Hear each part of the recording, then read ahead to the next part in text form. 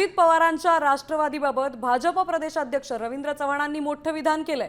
अजित पवारांच्या राष्ट्रवादीला महायुतीत घ्यायला नको होतं अशा भावना कार्यकर्त्यांच्या आहेत असं रवींद्र चव्हाण यांनी म्हटलंय। फडणवीसांना सांगत होतो साहेब थोडा विचार करा असंही त्यांनी म्हटलंय। निवडणुकीच्या पार्श्वभूमीवरती लोकांचा दिशाभूल करण्याचा खोटा नेरेटिव्ह पसरवण्याचं काम करतात। आपण सर्वजण जाणता की ही सर्व मंडळी कशा पद्धतीने आपल्या बरोबर जोडली गेली। मी तर देवेंद्रजींना नेहमी खासगीत सांगायचो, साहेब थोडासा विचार करा, साहेब थोडासा विचार करा। पुणे आणि पिंपरी चिंचवडचे कार्यकर्ते हे मला रोज सांगतायत थोडासा विचार करा।